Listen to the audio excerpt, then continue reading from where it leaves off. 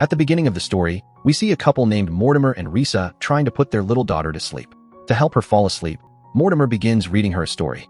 As he continues reading, he starts to feel something strange.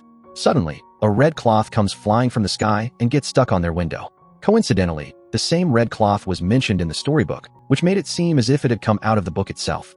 12 years later, we see Mortimer and his daughter Maggie in a car. Mortimer is driving, and Maggie is navigating with a map.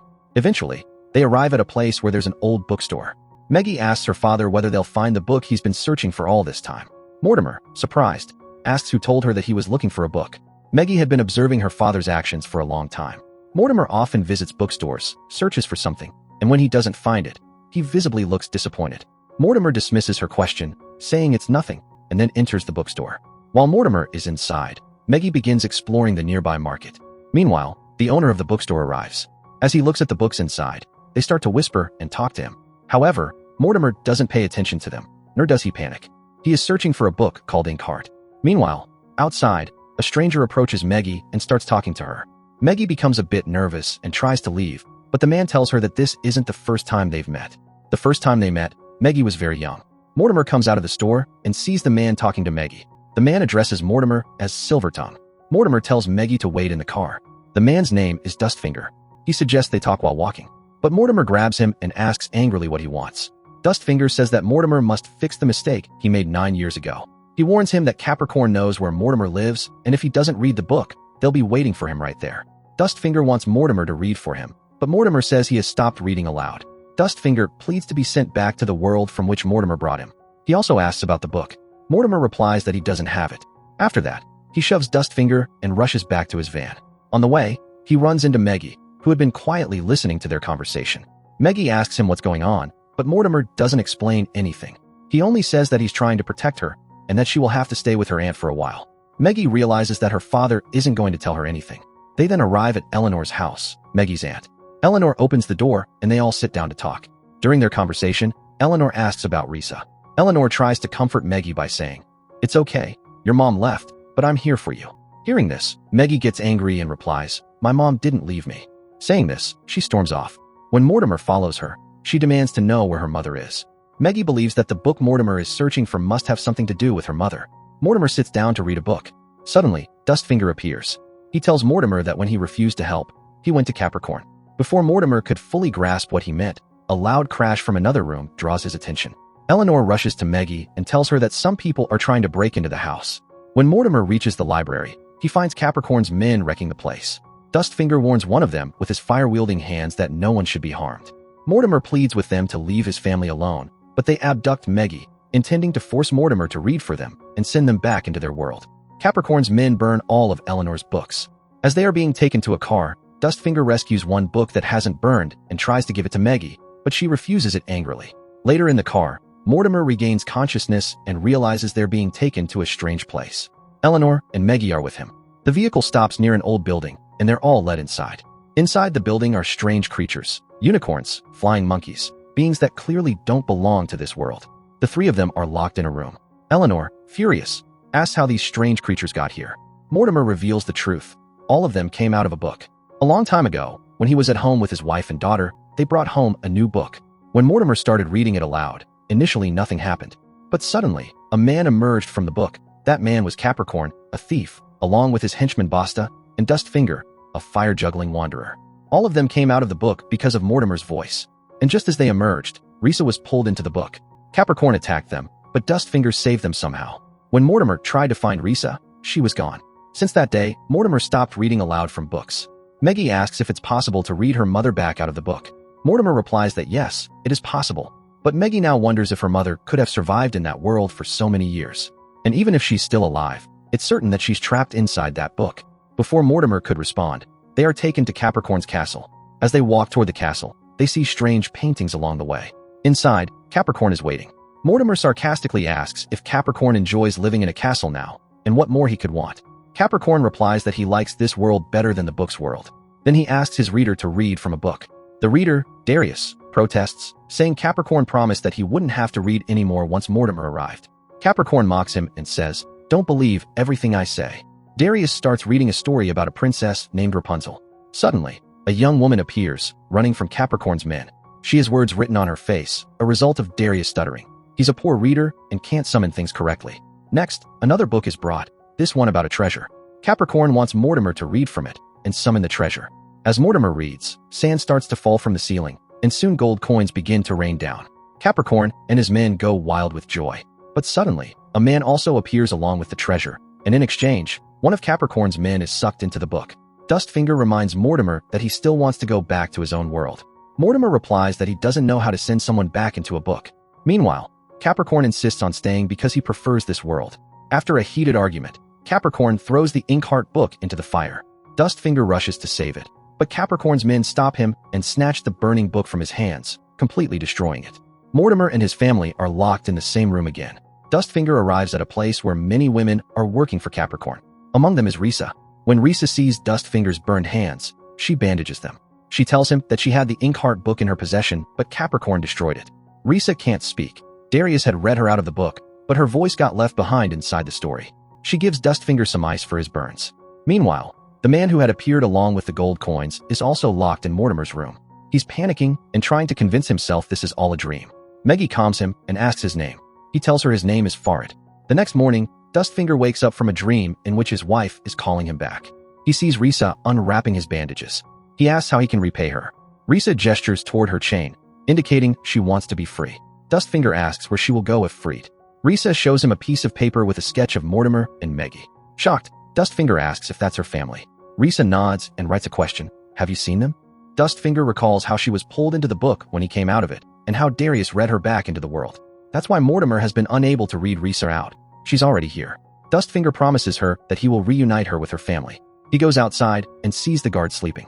He sends his pet creature to fetch the keys. The creature brings the keys and gives them to Risa. She unlocks the chains that bind her. Meanwhile, outside the room, Dustfinger hears Meggie saying that there might be another copy of Inkheart. Dustfinger enters and asks Mortimer if they can make a deal. If another copy of Inkheart exists, they will find it together. Then Mortimer can use it to send Dustfinger back to his world and bring Risa back to her family. Dustfinger pulled out a book and asked Mortimer to read page 14. As soon as he read the page, a massive storm began. All the guards panicked upon seeing it. Risa also came outside, but while running, she fell into a deep pit. Dustfinger, Mortimer, Farid, Eleanor, and Meggie escaped from there. While running, Dustfinger fell and saw that Risa was trapped in the pit. She called out to him for help, but Dustfinger didn't help and ran away with the others. They all got into a van and drove away, while the storm destroyed everything in its path. They reached a city where they were supposed to meet the writer of Inkheart. Dustfinger refused to go with them because he didn't want to know the future of his life. He wanted to live it. Meggie asked, "Isn't it a bad thing to know your future?" He replied, "If you already know it, then what's the joy in living life?" Meggie and Mortimer reached the writer's home. When the writer opened the door, he thought they were there for his autograph. But Meggie explained that they had just escaped from Capricorn's clutches. The writer, Finoglio, didn't believe her and thought she was joking. He laughed and said, "Yes, my characters are written so well that people start to think they're real." They all then returned to the place where they had left Farid and Dustfinger. They saw Dustfinger performing tricks with fire. The writer was astonished and said, "He's exactly how I wrote him." Finoglio couldn't resist and tried to approach Dustfinger, but Mortimer stopped him, explaining that Dustfinger was scared because he didn't want to know how his story ended. Finoglio said, "So he's scared because he dies at the end?" Hearing this, poor Dustfinger was devastated. He said sarcastically, "If I had to die, I would have just died already. Why did you have to say it, you damn writer?" He then asked, "How do I die?" Finoglio explained that he dies while saving his pet animal, Gwen. Mortimer then asked the writer for a copy of Inkheart. The writer took them to his storeroom, which had many books, but Inkheart wasn't among them. He revealed that recently, his books had either been burned or disappeared without explanation. Mortimer immediately realized that Capricorn was behind this. Eventually, they found a manuscript of Inkheart. Now, Dustfinger was desperate to return to his world. He asked Mortimer to quickly send him back, but Mortimer insisted he would bring his wife back first. Dustfinger had no choice but to tell the truth, that Mortimer's wife was already in this world. Darius had already read her out from the book. Angrily, Mortimer asked where she was. Dustfinger replied that he would only tell if Mortimer promised to send him back. Then Dustfinger revealed she was at the place they had just escaped from. Mortimer and Dustfinger set out to return there in the writer's car, while Meggie and Farid were left behind with Finoglio. That night, while Meggie sat in the writer's home, she suddenly heard whispers. It was the same book that had been saved from burning. She went to the book and began to read. As soon as she read from it, a dog named Toto emerged from the book and hid under the bed. Just then, the writer knocked on her door. When she opened it, She saw that the rider had been captured by Capricorn's men. The men began threatening Maggie, demanding to know where Mortimer was. At that moment, the rider noticed Toto and realized that Maggie could also read characters out of books. He accidentally said this out loud. Capricorn's men heard it and understood that Maggie was also a silver tongue. They took her with them. On the way, Mortimer asked Dustfinger if Risa was alright. Dustfinger replied that she was, but she couldn't speak. Suddenly, Dustfinger asked Mortimer to stop the car and open the trunk, where they found Farid hiding. Farid explained he didn't trust the rider and didn't want to stay with him. Soon, Mortimer, Farid, and Dustfinger reached Capricorn's castle. They tried to sneak in through the back by climbing to the roof.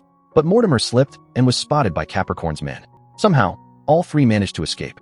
Mortimer climbed up and reached Risa's room, where all her belongings were scattered. He found her sketchbook filled with drawings of their family. Outside, Farid told Dustfinger he wanted to learn his fire magic. After several attempts, he was able to do a decent job with it. While they waited, one of Capricorn's men caught them. Farid escaped, but Dustfinger was captured and brought to Capricorn. There, he saw Risa trapped in a cage. She pulled Dustfinger toward her, and he told her that her husband had come to take her back. In that same room, Capricorn was making Maggie read from books to bring various items into the world, just to test if she was truly a silver tongue. The writer told Capricorn, "You're exactly how I wrote you." Capricorn revealed his plan. He wanted to bring a dangerous character named Shadow into the real world and make him stay here forever. Maggie said she couldn't do it because all copies of the book had been burned. But Capricorn had hidden the last copy in a box filled with snakes. He brought out the book and ordered her to summon Shadow. Maggie refused. Capricorn then took her to the room where her mother was hanging in a web. At first, Maggie didn't recognize her, but when she did, she cried out, "Mom," and ran toward her. Capricorn laughed and said, "Don't read for me, fine. I'll just kill your mother." Realizing she had no choice, Maggie and Dustfinger were thrown into a prison. Dustfinger was in a separate cell, while Maggie and the rider were locked together. Dustfinger soon learned that Maggie was also a silver tongue and could send him back into the book. Meanwhile, the rider was trying to come up with a plan. Maggie suggested, "Why don't you make Shadow kill Capricorn in your story?" Just then, Basta arrived with food and told Maggie to prepare for the next day. The writer asked Basta if he wanted to hear a ghost story. Since he had written Basta to be scared of ghosts, Basta became terrified. At that moment, Gwen, Dustfinger's pet, jumped on Basta and stole his pouch, taking it to Dustfinger. Basta entered Dustfinger's cell to retrieve it, but Dustfinger started telling him a ghost story. "These bones on the floor will come to life and kill you," he said. Terrified, Basta fainted, and Dustfinger locked him in the cell and escaped. He tried unlocking Maggie and the rider's cell, but the lock wouldn't budge. He even tried using fire magic, but it failed. Disheartened, he left them there. Though the rider tried to stop him, Dustfinger walked away, feeling terrible about leaving them behind. He tried going back to rescue them, but Capricorn's men arrived, and he had to hide. Meanwhile, Eleanor had also arrived in Capricorn's territory. Dustfinger was about to be spotted, but Mortimer and Farid pulled him into hiding. Farid joyfully hugged him. Dustfinger told Mortimer that Capricorn was going to bring Shadow into the world using Maggie, since she too was a silver tongue. In prison, the writer began writing stories to distract the villains from Inkheart. Capricorn's men came to take Maggie away. Meanwhile, Mortimer, Dustfinger, and Farid planned to rescue Maggie and Risa. Mortimer told Dustfinger to use his fire to create a distraction while they disguised themselves as Capricorn's men and snuck in.